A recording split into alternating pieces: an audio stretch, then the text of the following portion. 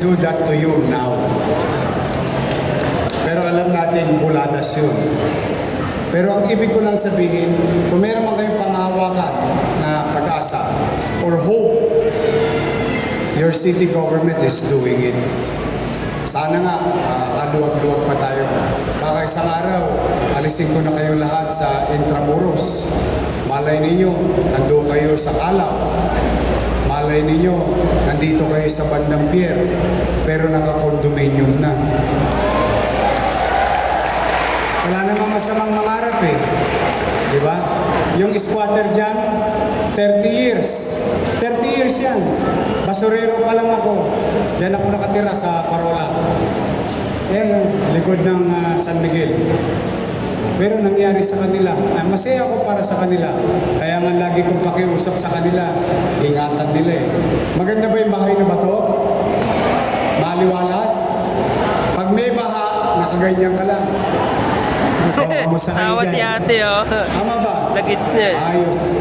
How I wish. Pero pumanatag kayo. Hanggat kaya ko, pipilitin kong akapin ang lahat. But for the meantime, first things first, makabalik kayo doon sa kailangan natin. Si Iako, ay ito, chairman. O yun ang tagubili niya sa akin kanina. Kaninang maga-maga, mga alas 8, nagkausap kami. Sabi ko, sabihin mo sa mga kapitbahay natin, alas 2. Kasi pumasok ako ng alas 9, tinira ballpen ko muna. Cash. Ang kailangan nyo cash, di ba? Wala namang laway sa yero eh. Sa pako, sa dingding, wala. Pang-usog lang ng laway. Kasi gusto ko, makamit nyo muna kagad yung financial assistance ng lokal na pamahalaan at unti-unti makagawa kayo ulit ng masisilungan. Someday, somehow, sana loobin nawa ng Diyos na marami pa tayong ganyan mapagawa. Hindi ako titigil hanggat kaya kasi gusto ko itaas ang kalidad ng pamumuhay ng Tagalungsod ng Maynila. So tatandaan ninyo lagi yan. Lagi yan sa puso. Habang ako'y gumagawa, malayo man sa inyo, isipin ninyo, sana someday meron din kami. At yung sana na yun, hanggat nandito ako, hindi naman ako natigil gawa ng gawa. Para one way, mauubos din yan. Matatapos din yan. For the meantime, huwag kayo bibigay, may umaasa sa inyong pamilya.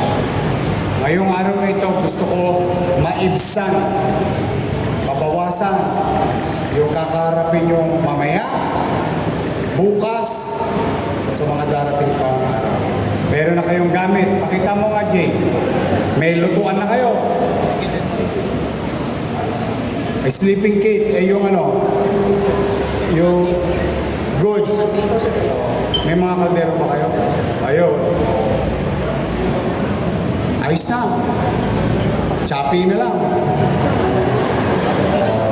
isa sa inyo tatanggap ng 15,000 pesos.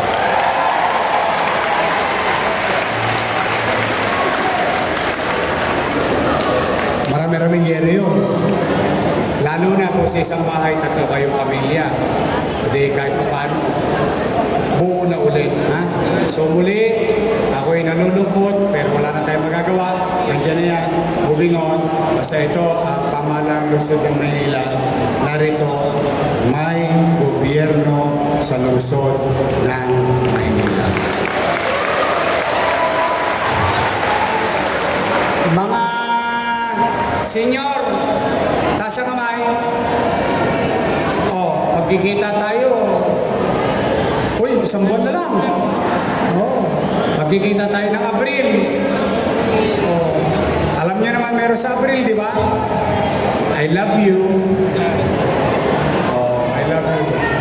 Mag-iingat kayo, ha? Pagpalain nawa kayo ng buong may kapal. Manila!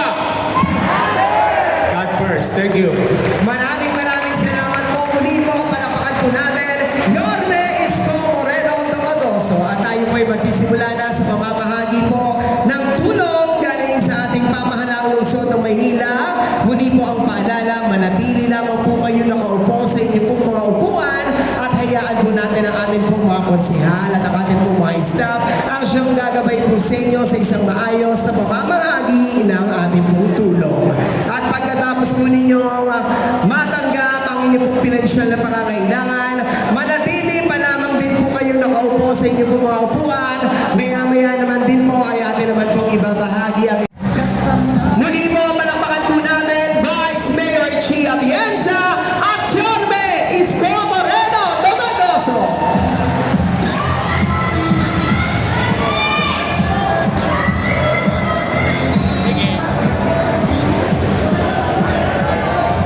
Maupo kayo. Hi!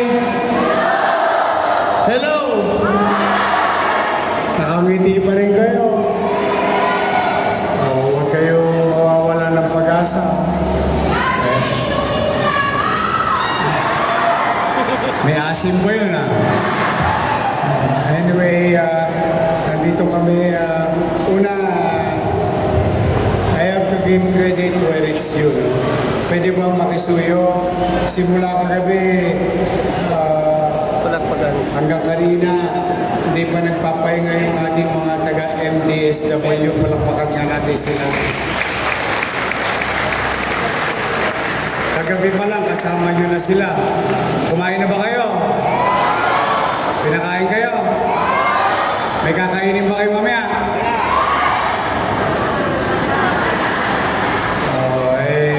Mahirap masunugan.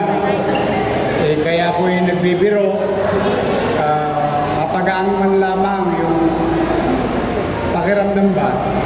Dahil sa nasusunugan, hindi ko naman minamaliit yung nananakawan ka, no? Pero kung ikukumpara sa nasunugan, minsan gusto mo nakawan ka na lang. Dahil pag nasunugan ka, pati pantit bra, wala. Sino walang bra? Ubus na. May tumayo. Una nakikiramay ako sa pamilya noong inatake. We'll deal with it later on. Unahin ko lang muna kayo. At nalulungkot tayo, may nadisgrasya. Sabi ko nga, okay lang yung yero. 2x2, dingding, termos, talang. Mabibili naman natin ulit yan. Pero yung buhay, napakahirap. Kaya nalulungkot tayo. But then again, pumanatag kayo. Nandito na ang gobyerno ng Maynila. Gusto nyo ba makabalik agad? Wala na mga yero. 2x2. Alam ko, uling, marami kayo. Pangluto. Pero bilib ko sa inyo, masasayahin pa rin kayo. Nandito ang ating Vice Mayor. Si Vice Mayor, palakpakan natin. Mga konsyal natin, si Tolma. si JB, si Mon, o si Bobby, o at ang pinakabata sa lahat, o, si Che, Bormeo, kompleto na to. Again, kami na parito, siguro naging pamilyar na kayo ulit simula nang bumalik ako noong July 1. Kapag may nasusunugan, hindi na natin pinatatagal yung tulong. Kasi ang gusto ko, may awa ang Diyos, pagtapos nyo rito, aakyat kayo ng Delpan. Pagbaba ng Delpan, bago dumating sa circle, sa tabi ng Red Cross, Daming kahoy. may tindahan ng paleta ron. Tama naman. Tama. Tama? Pagdating doon, bibili na kayo ng paleta. Pansahig. Pandingding. Tapos gusto ko, balik nyo, makabili kagad kayo ng yero. 2x2. Ipalo nyo sa naglaro ng apoy. Dinamay pa kayo. Mag-iingat kayo. Ako naman, hindi ako natigil. Ako talaga, kaya ko lang gawin isang iglap. Nakita niyo, yun. Sasabihin ko pa lang, ayan. Siya, nakatira dati dyan, squatter. Yan, tingnan mo siya ngayon kahit paano. May kasiguruhan. Maayos. Umamay. Tapos kahapon, nakita niyo yung bakante. Tatayuan ko na ng Binondominium 2.